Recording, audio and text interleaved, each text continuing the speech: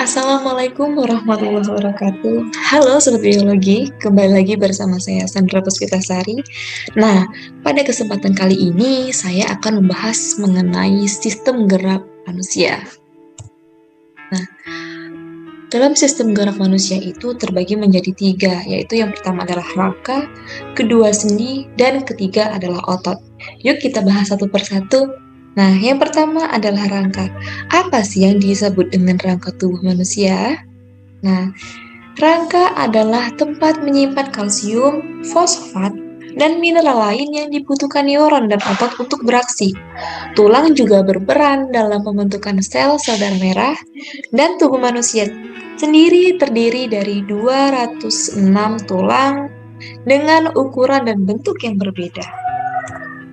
Nah, dikarenakan fungsi yang berbeda, bentuk dan ukuran tulang di tubuh manusia ini dibagi menjadi 4 macam.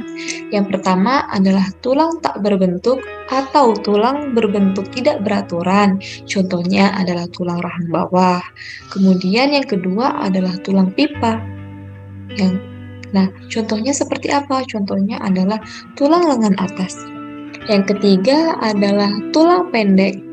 Nah, tulang pendek contohnya adalah tulang ruas tulang belakang.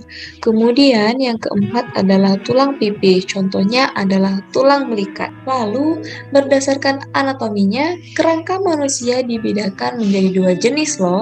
Yang pertama adalah kerangka aksial, dan yang kedua adalah kerangka apendikular. Nah, apa saja contoh dari kerangka aksial? Kerangka aksial contohnya adalah tulang tengkorak manusia, kemudian yang kedua adalah tulang rusuk, dan yang ketiga adalah tulang belakang. Kemudian untuk kerangka apendikular ini dapat memungkinkan terjadinya pergerakan yang contohnya seperti tulang pinggul, tulang kaki, dan juga tulang lengan atau tulang tangan. Yang kedua adalah sendi. Nah, sendi sendiri adalah tempat bertemunya dua tulang atau lebih. Dengan adanya sendi ini, maka hubungan antara tulang-tulang tubuh dapat digerakkan. Nah, berdasarkan banyak sedikitnya gerakan, sendi ini terbagi menjadi 3 macam loh. Yang pertama adalah sendi sinertrosis atau sendi mati, yang kedua amfiartrosis, dan yang ketiga adalah diartrosis. Nah, pada gambar yang berada di samping kanan dapat dilihat yang pertama adalah sinertrosis atau sendi mati. Contohnya adalah tengkorak atau tulang kepala ya, tulang kepala manusia. Kemudian yang kedua adalah sendi amfiartrosis, contohnya adalah tulang belakang. Dan yang ketiga diartrosis. Nah, diartrosis ini terbagi lagi menjadi beberapa macam sendi. Yang pertama ada sendi putar, contohnya seperti tulang leher manusia, sendi engsel, contohnya pada lengan atas atau siku. Kemudian sendi pelana ini terdapat pada pangkal ibu jari. Kemudian sendi peluru, contohnya terdapat pada tulang pinggul manusia. Kemudian sendi geser, contohnya terdapat pada pergelangan kaki ataupun pada pergelangan tangan. Selanjutnya, sistem gerak manusia yang ketiga adalah otot. Nah, dilihat dari pengertiannya, otot adalah alat gerak aktif yang melekat pada rangka dan tersusun atas jaringan otot. Nah, jaringan otot ini dibedakan menjadi 3 jenis. Yang pertama adalah otot rangka atau otot lurik, kedua otot pulas, dan ketiga adalah otot jantung. Yuk kita bahas satu persatu. Yang pertama adalah otot rangka atau otot lurik. Tentu saja bentuknya dimiliki atau bentuknya memiliki garis-garis gelap terang, kemudian ada beberapa inti sel di otot tersebut. Nah, otot tersebut ini terdapat contohnya adalah pada bagian lengan ataupun pada betis manusia. Kemudian yang kedua adalah otot jantung. Nah, otot jantung tentu saja ya terletak di jantung dan bekerja secara tidak sadar. Kemudian yang ketiga adalah otot polos. Nah, otot polos bentuknya itu seperti gelendong dan pada setiap otot memiliki satu inti sel di mana otot polos ini terdapat pada usus manusia. Dilihat dari gangguan atau kelainannya, sistem gerak ini memiliki beberapa gangguan ataupun kelainan. Contohnya yang pertama adalah riketsia, kedua adalah osteoporosis, ketiga adalah lordosis, keempat adalah kifosis, dan yang kelima adalah skoliosis. Nah, untuk lebih memahami mengenai sistem gerak manusia, yuk kita sama-sama simak video berikut. Assalamualaikum warahmatullahi wabarakatuh. Halo, hai semua. Semoga teman-teman dalam keadaan sehat dan semakin semangat belajarnya. Oke, kali ini kita akan belajar materi IPA SMP kelas 8, Biologi, lebih tepatnya sistem gerak pada manusia. Oke, sebelum dimulai, kita buka dulu dengan basmalah. Bismillahirrahmanirrahim. Tahukah teman-teman, salah satu ciri makhluk hidup adalah bergerak. Kemampuan manusia dalam bergerak ini dapat terjadi karena kerjasama tulang dan otot. Otot menempel dan menghubungkan tulang yang satu dengan kulit. Otot memiliki kemampuan mengerut atau berkontraksi yang menimbulkan gerakan. Karena itu, otot disebut alat gerak aktif, sedangkan tulang adalah alat gerak pasif. Nah, sistem gerak ini tersusun dari beberapa organ, yaitu tulang, yang merupakan alat gerak pasif, sendi, yang merupakan penghubung antar tulang, dan otot, yang merupakan alat gerak aktif. Oke, kita akan bahas satu-satu. Kita mulai dari tulang. Nah, kumpulan tulang ini kita sebut dengan rangka. Ya, jadi rangka ini adalah kumpulan tulang tersusun dari 206 tulang yang berbeda sifat, bentuk, dan letaknya. Nah, fungsi rangka ini yang pertama tentunya sebagai penegak, jadi memberi bentuk, menahan dan menegakkan tubuh kita. Kemudian juga pelindung, melindungi organ-organ tubuh yang penting. Kemudian juga alat gerak pasif dan tempat melekatnya otot rangka sesuai namanya ya. Karena fungsi rangka ini jadi tempat melekatnya otot rangka. Kemudian juga tempat pembentukan sel-sel darah. Jadi bukan pembentuk selnya, tapi tempatnya ya. Tempat pembentukan sel-sel darah. Kemudian juga tempat menyimpan mineral, yaitu kalsium, fosfat, dan magnesium. Nah, sekarang kita cek apa aja tadi 206 tulang itu. Nah, tulang penyusun rangka ini dibagi menjadi 3 kelompok besar, yaitu tulang tengkorak yang menyusun tengkorak wajah kita ya. Kemudian tulang badan atau tulang anggota badan ada tulang punggung, tulang belakang, tulang rusuk, ya. Kemudian juga tulang panggul.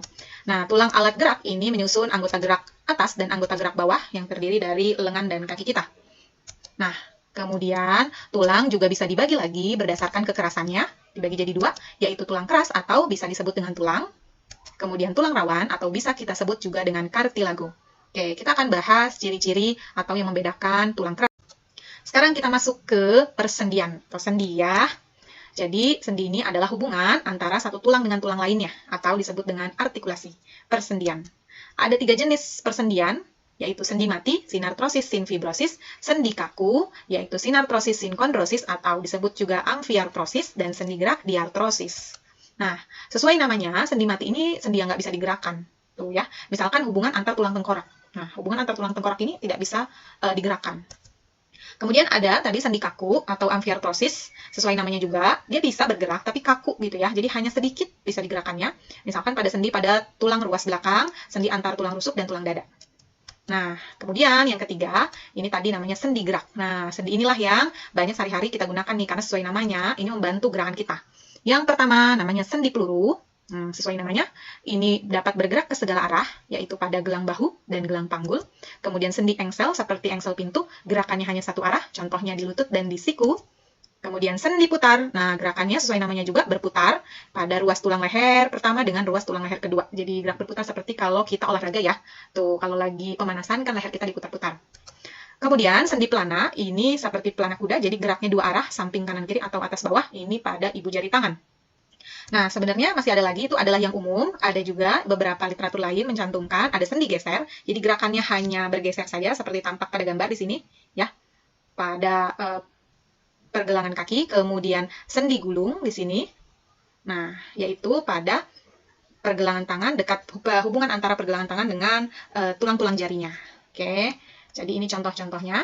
Sendi peluru di panggul sini, atau di sini, di bahu ya, gelang bahu dengan gelang panggul. Tuh, sendi peluru. Kemudian sendi putar di leher, Sendi engsel di sini siku, dan sendi plana di ibu jari. Oke, kita lanjutkan. Sekarang masuk ke otot yang ketiga ya. Tadi tulang sudah, sendi sudah, sekarang kita masuk ke otot. Nah, otot ini berfungsi sebagai alat gerak aktif. Tadi seperti di awal kita sudah membicarakan. Jadi tanpa otot, tulang dan sendi nggak mungkin bisa digerakkan ya. Nah, susunan otot ini menempel dan menghubungkan tulang yang satu dengan kulit. 35-40% massa tubuh kita adalah jaringan otot. Nah, kontraksi otot ini membuat ototnya mengerut, sementara relaksasi otot membuat otot kita mengendur. Macam-macam otot, sini kita bagi menjadi 3 jenis, yaitu ada otot polos, otot rangka atau disebut otot lurik, dan otot jantung. Di mana perbedaannya? Kita lihat ya, yang pertama, berdasarkan struktur selnya. Jadi pada otot polos hanya punya satu inti sel dan letaknya di tengah. Nah, ini adalah gambar dari ilustrasi otot polos. Hanya punya satu dan di tengah. Oke. Otot rangka atau lurik punya banyak dan letaknya di tepi. Ini otot lurik. Letaknya di tepi nih. Kan di sini aja udah kelihatan ada dua, apalagi nanti kalau gambarnya memanjang terus ya. Otot jantung ini juga punya satu inti dan letaknya di tengah. Sama dengan otot polos ya. Kemudian sifat kerjanya, otot polos ini tidak sadar. Nah, namanya aja polos ya, jadi nggak sadar, banyak nggak sadarnya. Tuh, polos dia, tidak sadar. Nah, sementara otot rangka atau lurik, ini sifat kerjanya sadar.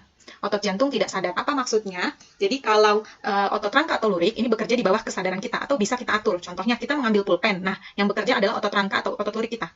Karena kita sadar. Tapi pada otot polos dan otot jantung, ini tidak sadar, tidak bisa kita atur. Tuh ya.